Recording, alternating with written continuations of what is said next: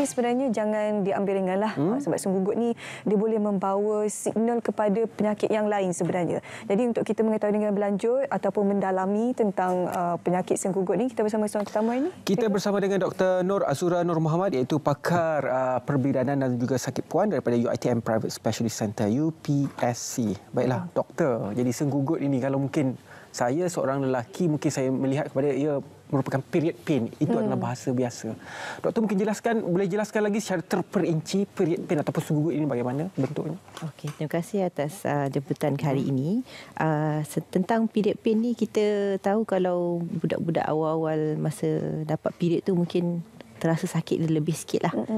Dia sebenarnya satu proses yang normal. Tapi ada orang yang masa keguguran dini rahim masa period tu terlebih cramp orang kata. Maka sebab itulah period pain tu boleh berbeza antara individu dengan individu yang lain. Okey, period cramp ni ialah tadi doktor disebut untuk mereka yang baru saja datang bulan. Kadang-kadang dia tak tahu ni sakit perut pagi-pagi ke, sakit perut period pain ke, macam mana dia nak tahu, ataupun untuk orang kata klasifikasikan jenis-jenis sakit perut tu, ini senggugut ke, sakit perut gastrik ke, atau sakit perut nak ke tandas ke, macam mana? Okey.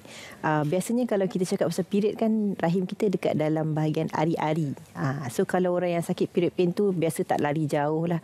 Dekat bahagian dekat tempat yang budi kencing, rahim. Dekat situ dia akan rasa sakit. Kalau orang yang nak buang air ke, nak ke tandas ke apa ke tu, dia akan rasa cramp satu badan, satu perut yang atas sikit. Ataupun orang gastrik atas lagi. Dekat macam orang kata apa? Bahagian apa? Senak perut. Ulu hati. Itu nama dia. Tentu kita jauh bawah sikit.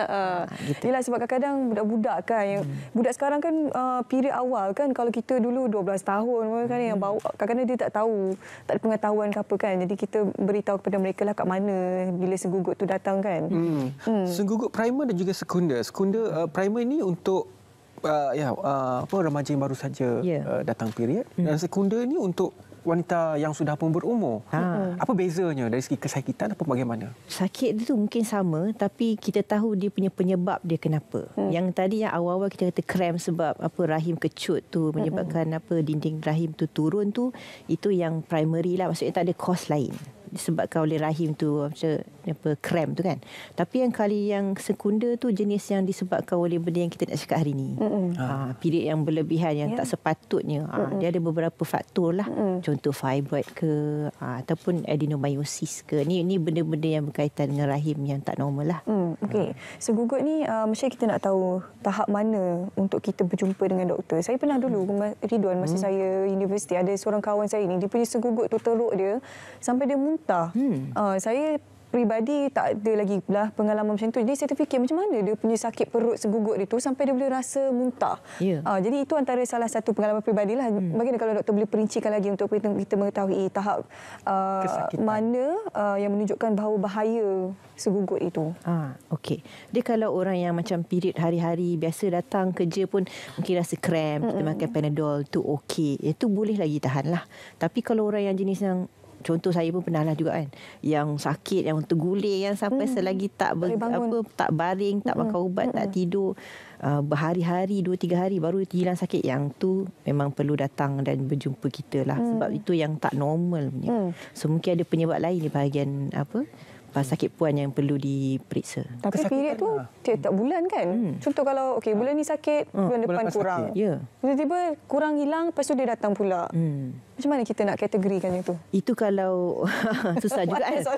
Dia punya, tapi kalau masa tengah sakit tu kena datang lah kan. Maksudnya sekali rasa pengalaman tu kena buat.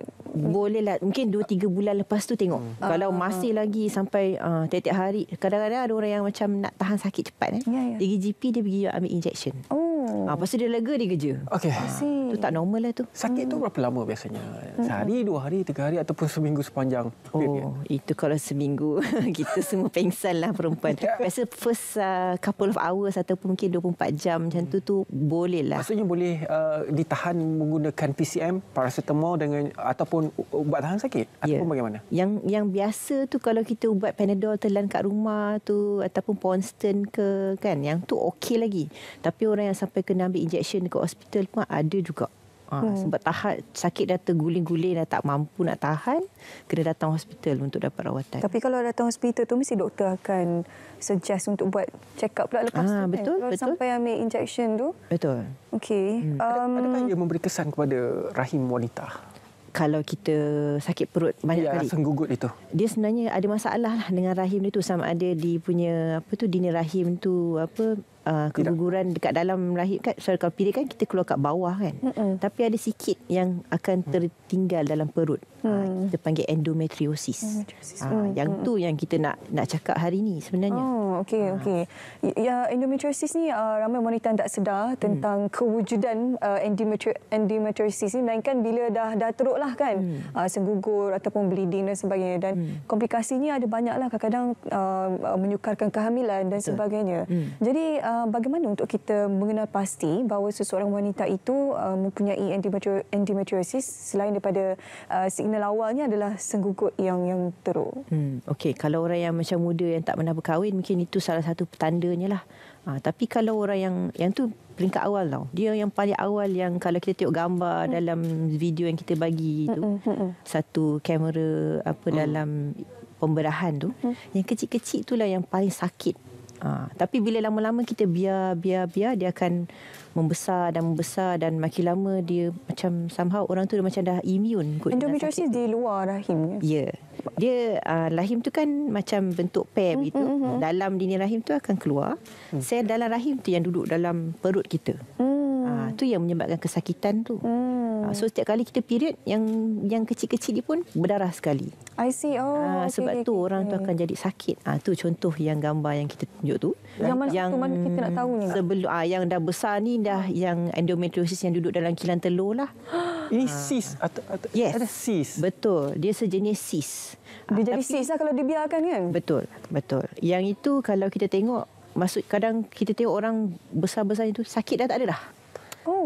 Sebab dia dah macam mungkin dah immune dengan sakit tu, ataupun sebab dia duduk dalam kilang telur, dia stretch gitu. So sakit dia tu macam tak berapa seteruk orang yang berdarah dalam perut semata-mata tu lah. Katakanlah didetek awal atau dikesan awal, apa rawatan yang dilakukan? So kalau kita tengok orang yang macam period pain setiap kali teruk kan, biasanya kita tak terus buat operation macam tu lah. Kita bagi pil tu. Kita bagi ubat tahan sakit tu. Kita tengok 3 bulan ke 6 bulan sakit dia okey ke tak. Kalau tak okey, kita naik sikit lah, macam bagi pil pencegah kehamilan tu. Kalau dia improving, maksudnya betul lah tu suspicion kita. Tapi kalau kita bagi masih tak sembuh juga, berguling-guling lagi, sakit memang tak boleh nak tahan, masa itulah kita buat yang laparoskopi punya prosedur. Jika cyst itu dikesan sedari awal, maksudnya waktu kecil macam doktor sebut tadi, yang bintik-bintik itu bagaimana? Kalau kita, contoh dia datang sakit perut kan, lepas tu kita scan, ada cyst lah. Kalau yang kurang daripada 5 cm, biasanya kita akan observe dulu. Tapi dia kalau yang endometriosis ni, kita scan, kalau tengok yang tadi image tu, ada yang dia macam bola, tapi dia ada balam-balam sikit kat dalam. Kita bayangkan kalau kita scan tu kan, air dia macam air kosong. So kita scan tu dia hitam betul. Tapi kalau darah kan dia pekat sikit. Maka kalau kita scan tu dia jadi macam kita panggil ground glass ataupun macam pasir punya appearance. So walaupun kita scan tu pun kita boleh tahu dah sebenarnya ada orang tu ada endometriosis ke tak. Maksudnya kalau kurang daripada 5 cm, ada kemungkinan untuk dia mengecil, betul, hilang. Ya. Sebab tu kalau setiap kali period dia akan ada potensi untuk pecah. Betul. Pecah tu yang sakit juga tu sebenarnya. Pecah tu pun boleh sakit juga. It's painful. Nampak. Terutama tengah-tengah bulan kan. Masa telur tu baru keluar, kadang terasa sakitnya. Betul. Kadang-kadang kita boleh rasa belah kiri ke belah kanan kan, kilang mana yang keluar. Kalau belah kanan sakit tu, chances yang kilang belah kanan tu lah yang berfungsi sebenarnya. Betul. Kan?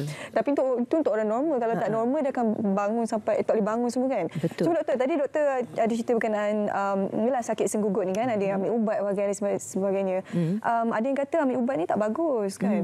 Jadi patut ke kita, macam mana ni dilema seorang wanita ni? Maksudnya ubat tu maksudnya PCM ataupun painkiller atau ubat lain? Kan ada satu yang warna pink. Constant. Saya nak sebut. Constant lah yang tu kan? daripada brand yang sama juga. FMAC lah. Something like that. Okay. Oh, tiada boleh disebutkan. Okay. Ubat yang common tu warna pink tu. Okay. Orang kata tak elok kan. Macam mana dilema warna. Kita sakit kan. Tapi kerja sebab tu wanita sekarang. Dulu tak apalah kan. Sebab tu kita rasa benda tu tak normal sebenarnya. Maka kita punya mesej kalau orang tu bergantung pada ubat tahan sakit semata-mata, perlulah dapatkan rawatan dengan kita. Sebab sepatutnya you tak sakit. Kalau Panadol 1-2 tu boleh tahan lagi lah kan. Cuma orang kata side effect betul. Tapi kalau dah macam mengganggu pekerjaan setakat 1-2 kali makan tu boleh acceptable. Sebab risiko dia hatilah kalau kerosakan. Jika kesakitan ini berlaku kepada wanita yang belum berkahwin, adakah ia merupakan satu tanda bahawa mereka akan mengalami masalah kesihatan peranakan ataupun yang tak normal. Yang tak normal. Okey, kalau kita anak ataupun sebagainya. Kalau dia datang kita check tu, contoh tadi kita cakap pasal cyst kan. Ada juga yang ada fibroid. So kalau fibroid tak kahwin lagi, takkan kita nak buang rahim dia tu kan. Kena buat pembedahan juga untuk mengeluarkan fibroid tu, tengok dia punya sakit tu bertambah baik ataupun tak. Tapi kat Malaysia macam mana kalau setakat ni lah kes-kes yang doktor pernah rawati? Macam mana kat Malaysia ni selalunya segugut tu dia banyak fibroid ke, endometriosis ke? Macam mana kita nak tahu peratusan wanita di Malaysia ni selalunya kena penyakit macam mana? Okey, kita tengok umur lah katakan. Macam kalau orang yang macam early 30s macam tu kan, dia tak kahwin lagi kan.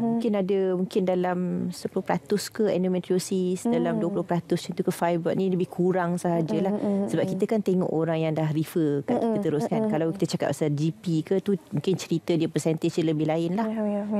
So nak tak nak, kalau dia orang ada simptom memang kita kena bagi rawatan lah. Genetik tak doktor segugut? Genetik dari segi segugut tu mungkin tak. Tapi kalau orang fibroid ke, fibroid tu genetik, so dia akan menyebabkan segugut tu lah. Boleh. I see. Okey. Segugut itself bukan genetik lah. Bagaimana pula wanita yang menghampiri menopause? Adakah akan berlaku juga kesakitan tersebut? Boleh. Atau mereka sudah pun ramai anak atau ramai anak yang besar? Saya setuju dengan itu. Sebab ni kita tengah cakap pasal orang muda kan. Tapi orang yang menghampiri menopause pun, sebab bila rahim tu kecut, kembang dengan mengandung kan. Kita punya sel dalam rahim yang kita panggil endometrium tu, dia boleh masuk dalam otot tu. Lalas rahim tu akan kembang dan sakit. Walaupun dah menopause? Belum menopause. Dia lepas beranak banyak-banyak. So bila setiap kali beranak tu rahim tu kembang kecut, dinding rahim tu masuk dalam otot rahim tu. Bila setiap kali period bawah berdarah, yang dalam rahim dinding tu pun berdarah. Pengalaman doktor pernah handle kes-kes yang ekstra yang doktor rasa nak share kat sini sekarang yang lebih teruk ke apa? Itu kalau yang ini pengalaman yang paling ekstrim, saya takut nanti orang takut pula kan. Tapi ada juga orang yang memang endometriosis. Kita buat operation tu, kita kononnya kita bakar yang kita nampak yang halus-halus, tak improve juga. So lalas buat operation buang rahim. Tapi masalahnya dia macam komplikasi lah, sampai usus ada masalah bocor ke. Sebab tu memang komplikasi teruk-teruk lah. Ni kalau nak cerita yang menakutkan. Yang tak menakutkan biasanya kalau kita dah contoh 40-an rahim bengkak, kita panggil adenomyosis tadi tu. Kalau kita buat operation dia lega. Tu memang benda yang kita aim untuk patient lah. Cuma challenge kalau orang yang muda. Kan takkan kita 35 rahim sakit perut tu guling-guling kita kata kita nak operate buang rahim. Sian orang kan. Maka ada alternatif lain lah. Contoh ubat-ubat yang kita tahu tak boleh disebutkan. Contoh. Itu antara alternatif lah untuk kita kongsikan kan.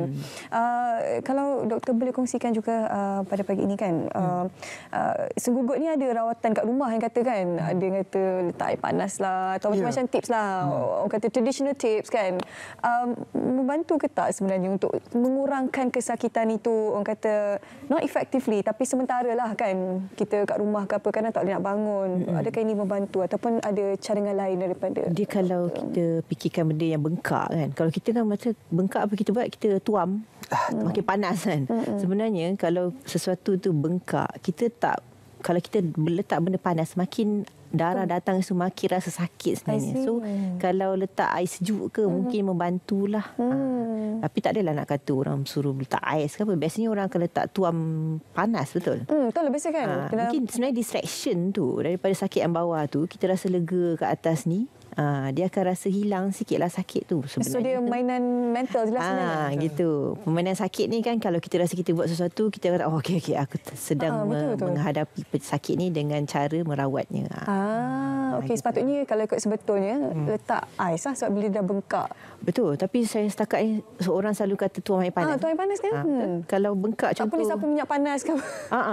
I think orang yang bila ada rasa something yang melegakan, kalau kita letak yang macam mentol tu pun macam rasa sedap juga kan. In a way, Vicks kan? ke apa kan, anything lah yang akan distract kita daripada sakit tu. Dia takkan ada kesan klinikal yang lain lah. Dia kalau superficial dekat permukaan saja, insya-Allah tak ada kesan sampingan lah. Kecuali kalau kita bagi steroid ke apa. Lain. Mungkin sedikit kata-kata akhir daripada doktor sendiri untuk menyampaikan pesanan kepada penonton Selamat Pagi Malaysia tentang kesedaran senggugut ini. Silakan doktor. Okey, apa yang kita nak tujukan hari ini, kalau kita period sakit teruk tu, mohonlah berjumpa dengan pakar. Sebab kalau kita biarkan lama-lama, contoh yang endometriosis yang peringkat awal tu, dia boleh membesar dan jadi yang macam bengkak yang kita tengok tu lah. Bila dia dah bengkak macam tu, nak settle dengan operation ke, nak bagi ubat ke, dia punya komplikasi dia tu agak tinggi lah. Dah akan mengurangkan risiko ataupun peluang untuk hamil. Takkan kita nak biarkan begitu saja kan. Okey, baik, terima kasih kepada Dr. Nur Azura bersama kita hari ini untuk berkongsi berkenaan dengan penyakit sengkukuh. Jadi jangan ambil ringannya untuk wanita di luar sana. Laki pun kena ambil tahu juga kan, yang mana tak kahwin lagi kan, ada isteri kan, Kena yang dah tahu. kahwin. Soal kesihatan ni biar kita tahu semua benda supaya nanti apa saja yang berlaku di sekeliling kita, kita faham apa yang berlaku pada rakan dan juga keluarga kita. Terima kasih banyak doktor. InsyaAllah ada rezeki nanti kita akan panjangkan lagi lah yang berkaitan dengan sakit puan ini. Dan juga terima kasih kepada anda semua yang menonton Selamat Pagi Malaysia saat awal jam 8 pagi tadi. Jadi banyak yang telah kami kongsikan kepada anda. Seperti biasa,